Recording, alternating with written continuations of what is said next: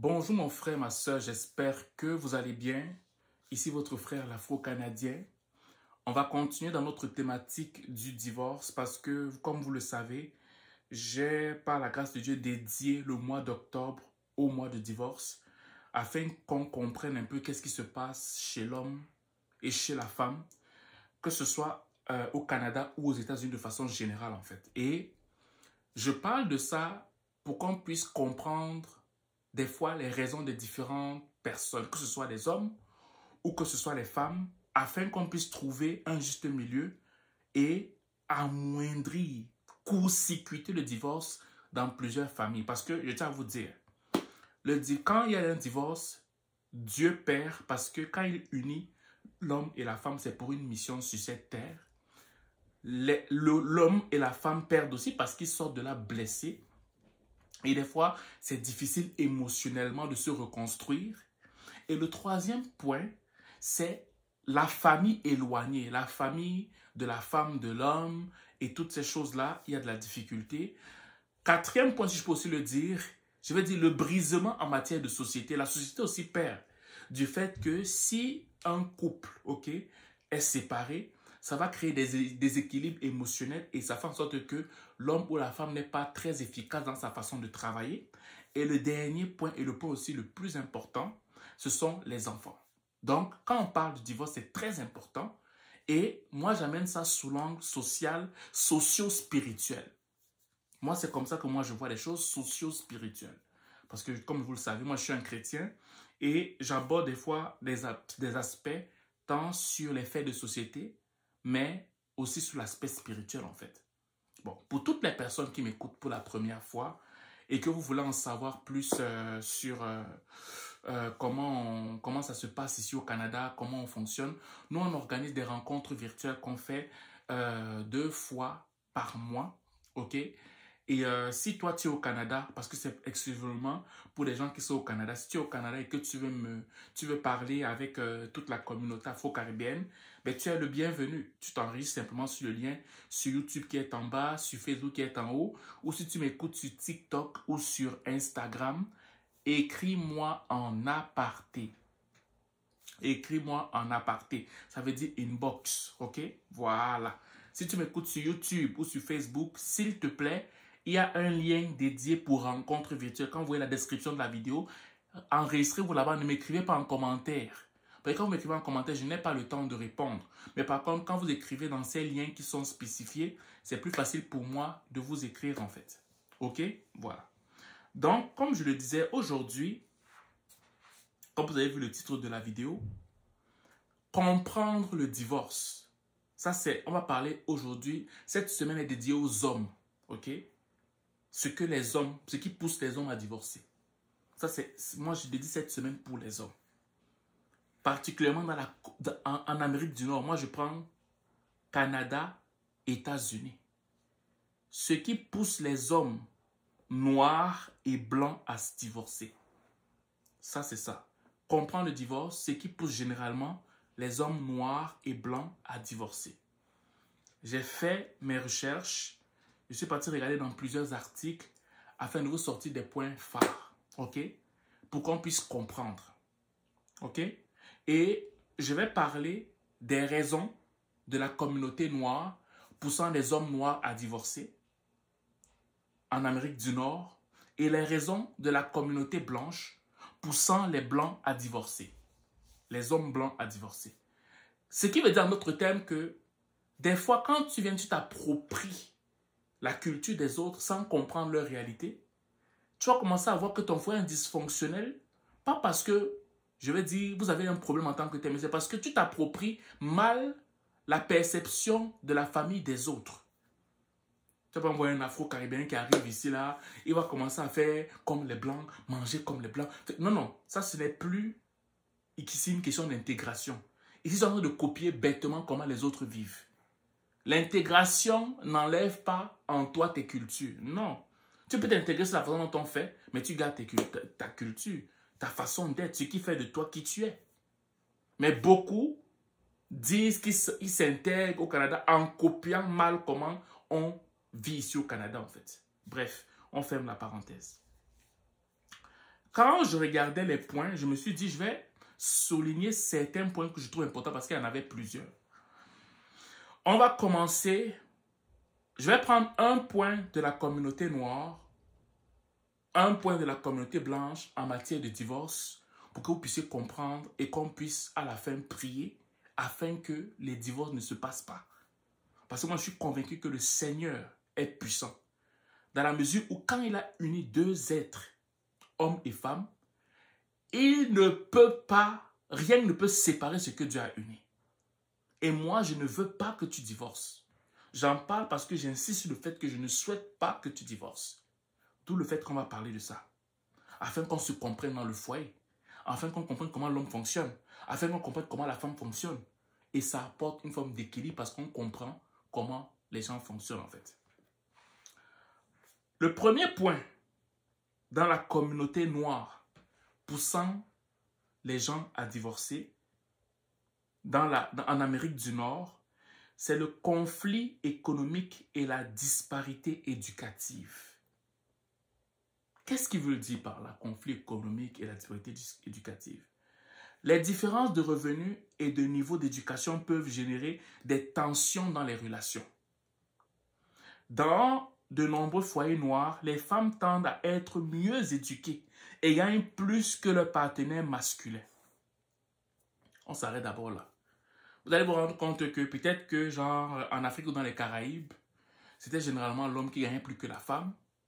Mais si l'homme n'est pas fort, quand il arrive ici, on te dit que premièrement, en Amérique du Nord, Canada, États-Unis, tu te rends compte que une des choses qui crée les divorces, c'est le fait que non seulement la femme est plus éduquée, et aussi, c'est qu'elle gagne des fois plus que l'homme. Et si l'homme n'a pas une confiance en lui, ça peut le pousser à divorcer. Ça, c'est un des points. Et je dis à mon frère, c'est ta femme. Vous faites un. Pourquoi tu vas te troubler? À moins qu'elle te le fasse sentir et qu'elle te rabaisse, elle te ridiculise. Mais ne sois pas troublé, c'est toi. C'est ton autre toi qui gagne cet argent-là. C'est ton autre toi, ok, qui est en train de qui s'est éduqué. Tu n'as pas besoin de te sentir inférieur parce que tu es moins éduqué ou que tu gagnes moins que ta femme. Non, tu n'as pas besoin de ça. Ce n'est pas le diplôme qui fait la valeur d'une personne. Non, c'est toi qui donnes la valeur à un diplôme. Ce n'est pas le diplôme ou le salaire qui fait la valeur de quelqu'un. C'est toi qui donnes la valeur au diplôme et au salaire. Est-ce que tu comprends ça? Voilà. Ça, c'est le premier point. Je m'en vais maintenant dans la communauté blanche. Un des points que l'article dit, ça c'est des articles américains que j'ai pu voir, où on dit, qui génère comment dire, les divorces dans la communauté blanche. On te parle ici du changement d'attente dans le mariage. Il y en a plein, hein? Moi je prends les points pertinents. Et je vais prendre, je pense, 3 points chez les noirs et 3 points chez les blancs. Et après, on va prier dessus. On te dit, au fil du temps, les attentes vis-à-vis du mariage ont changé.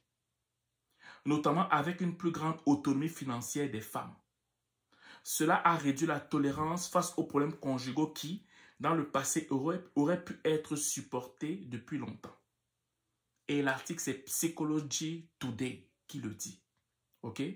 Donc, on te dit que dans le mariage, au sein du mariage, pendant que ça se passe, il y a des choses qui se passent qui font en sorte que dans la communauté blanche généralement, il y a comme un court-circuitage qui fait en sorte que ça coupe. Il y a quelque chose qui se passe. Et quand tu vois un autre point, je vais parler du deuxième point pour que ça puisse compléter le premier. On parle du fait que il y a le manque de compromis. Généralement, dans la communauté blanche, on se rend compte, selon ce que l'article a dit, Psychology Today, des comportements qui semblaient insignifiants au début peuvent, au fil du temps, devenir des sources majeures de frustration. Lorsque ces petites irritations ne sont pas résolues ou que les compromis ne sont pas trouvés, elles peuvent mener à un éloignement émotionnel. Quelqu'un va me dire, oui, mais c'est aussi chez les noirs. Moi, je te dis que généralement, chez les blancs, ok, c'est ça qui génère les divorces. Et il y a aussi, de façon générale, chez les Noirs, ce qui génère les divorces. Donc, ne me ramenez pas, oui, mais aussi chez les... Oui, c'est sûr qu'on peut trouver, mais on parle en grande majeure partie du temps, c'est ce qui génère les divorces aussi chez les Blancs. Habitude irritante et manque de compromis. Ok? Donc, ça complète le changement d'attente dans le mariage. Donc, généralement, selon ce que l'article dit, vu que c'est... Il y a une grande place donnée au sein des couples blancs au manque de compromis, au fait de dire que non, bon, on va essayer de voir comment on va s'adapter, ça casse beaucoup de foyers. Ok? Voilà. On va aller maintenant chez les Noirs pour prendre un deuxième point. Un des points où on dit que les Noirs, chez les hommes noirs, il y a comme un problème en matière de divorce, c'est la stigmatisation des soins de santé mentale. Ok? De nombreux hommes noirs hésitent à chercher de l'aide psychologique, en partie à cause du stigmate entourant la santé mentale dans la communauté. Cette réticence à participer à des thérapies de couple peut rendre difficile la résolution des conflits conjugaux conduisant au divorce. Mais tu peux aller rencontrer un médiateur, un psychologue. Pour l'homme noir, à ce qui paraît, c'est trop lui demander parce que c'est comme s'il est faible psychologiquement, c'est comme s'il est faible émotionnellement d'aller rencontrer un autre homme ou une autre femme qui lui donne des conseils pour son couple. Pire encore, si c'est une fille, une femme qui est moins âgée que lui, ou un autre homme qui va lui dire que « Mais non, tu sais, tu peux gérer ta femme comme ça. » Pour lui, c'est comme ça touche son estime. C'est un homme quand même. Comment un autre homme peut lui dire comment gérer son foyer? Tu n'es pas faible si tu peux rencontrer un psychologue ou un médiateur, homme noir avec le cœur dur. Tu n'es pas faible. Arrête de penser que tu es faible si tu peux rencontrer un médiateur. Non, tu n'es pas faible. Ils vont t'aider, ils ont de l'expérience, ils ont une formation adéquate. Parce que ce que toi tu trouves trop gros dans les 4 murs de votre maison, il va te donner 2-3 conseils qui vont complètement désamorcer la bombe. Ou si tu ne crois pas des psychologues et toutes ces choses, tu peux aller voir ton pasteur. Tu peux aller voir ton pasteur qui va t'aider. Ou ton imam qui va t'aider dans ta procédure. Ou vos parents. Parce qu'on peut des fois voir même vos parents. Ou vos parrains de mariage. Mais il y a des hommes qui sont tellement imbus de leur personne que lorsque leur femme leur propose ça, ils ne veulent pas que d'autres personnes leur donnent des conseils. Voilà. On va aller maintenant dans la communauté blanche pour prendre un des points où on prétend, un des points qu'on dit ou qui génère beaucoup de divorces. Dans la communauté blanche, on parle de l'abus de substances. La consommation excessive d'alcool ou de drogue est un facteur important de divorce. Ces comportements entraînent des changements d'humeur, un éloignement émotionnel et rendent le quotidien insupportable pour le partenaire. Ce psychologue dit que dans le mariage, au sein de la communauté blanche, un des points qui génère les divorces, c'est la consommation de substances. Et c'est le docteur Mark Travers qui parle de ça. Mark Travers, vous pouvez aller faire vos recherches. Parce que je sais que comme c'est dur, la vérité est crue comme ça peut pousser des gens à ne pas accepter ce que je dis. Ok? C'est le docteur Mark Travers, un Américain, qui parle de ça. Voilà. On va pas parler de long en large là-dessus parce que ça peut faire mal. Et la communauté noire, un autre point sur lequel on s'attarde,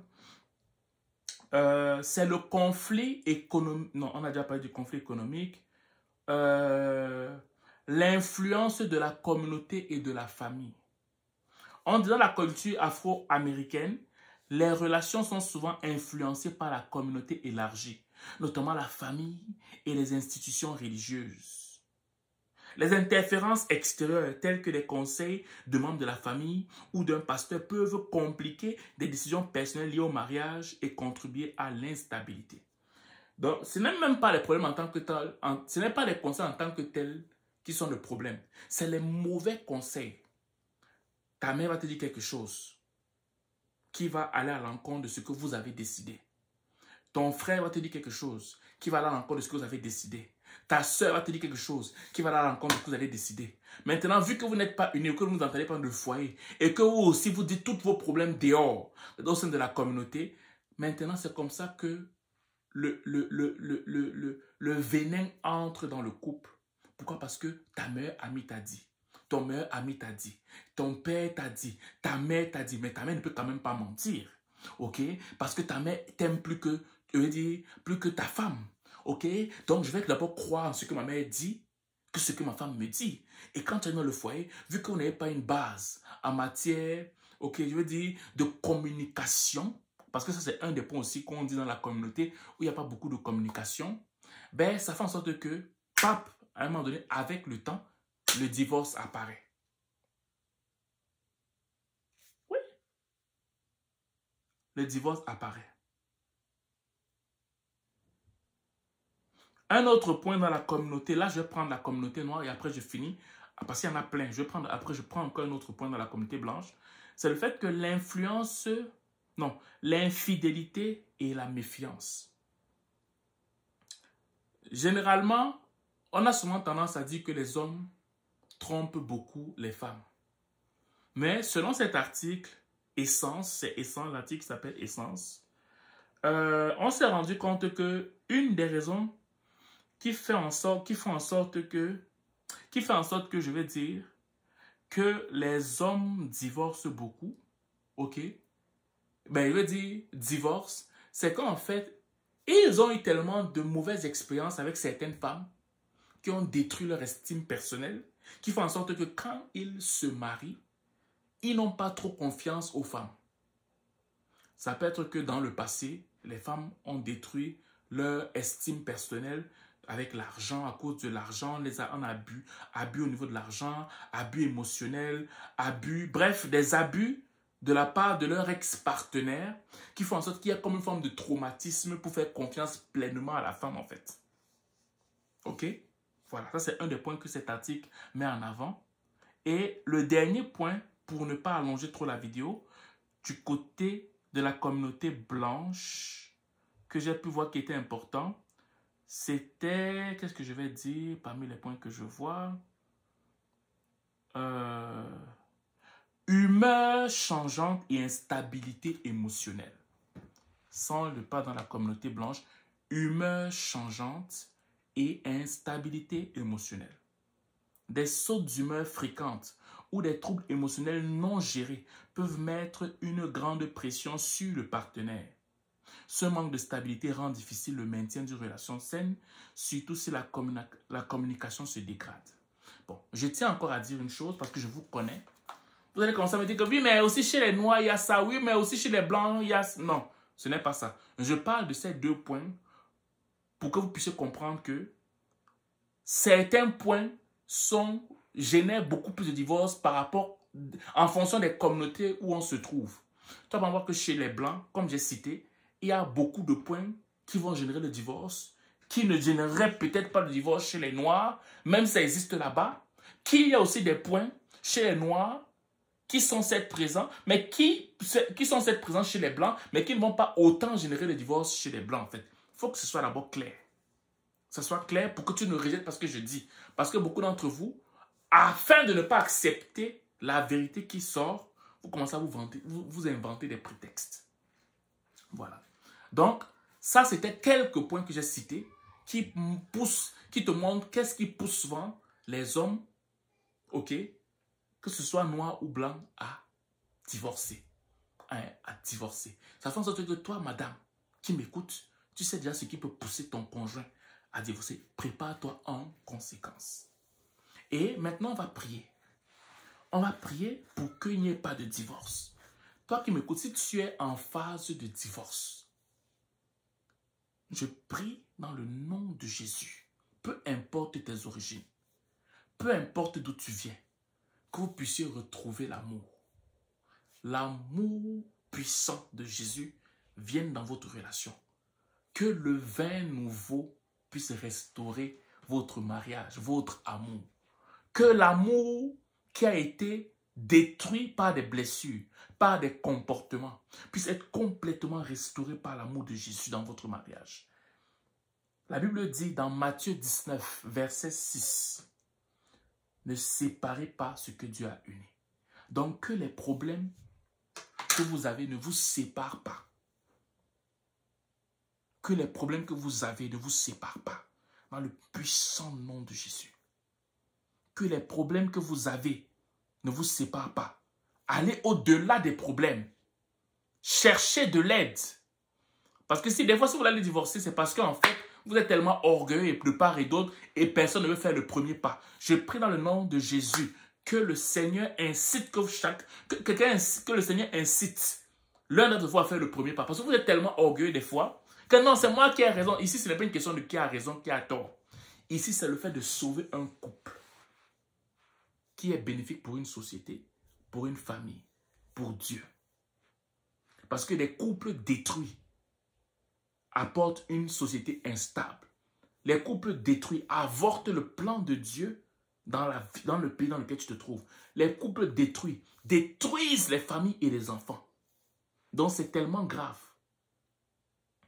Et toi, homme, c'est toi qui es le père de la maison. C'est toi qui dois faire le premier pas. Va parler à ta femme.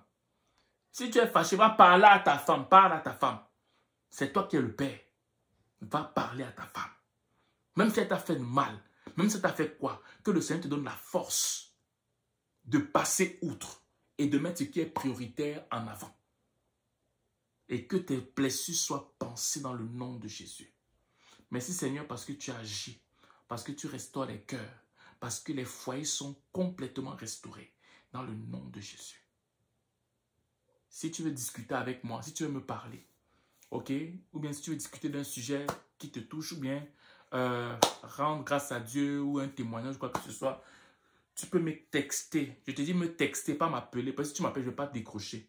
Je ne vais que rappeler ou bien retexter celui que je trouve pertinent à appeler parce qu'il a une situation dans la vidéo qu'on a abordée. Je ne parle pas d'un autre sujet, à moins que tu me parles d'un sujet que j'ai déjà évoqué par message texte. Tu me textes au 514-247-1737. Plus 1-514-247-1737. Ok? On peut discuter de ce que tu traverses. Parce que je le faisais déjà depuis longtemps. Je le fais déjà. Les gens m'écrivent souvent, ben je les appelle, on prie ou on discute parce qu'ils veulent simplement entendre quelqu'un qui les écoute. Tu m'écris 514-247-1737. Tu peux m'écrire sur WhatsApp ou tu peux m'écrire en message, texte et tout. Et je vais bien. Si je trouve ça pertinent, je vais te recontacter. Voilà. Je te souhaite de passer une excellente journée ou une excellente soirée, dépendamment du lieu où tu m'écoutes. Ciao.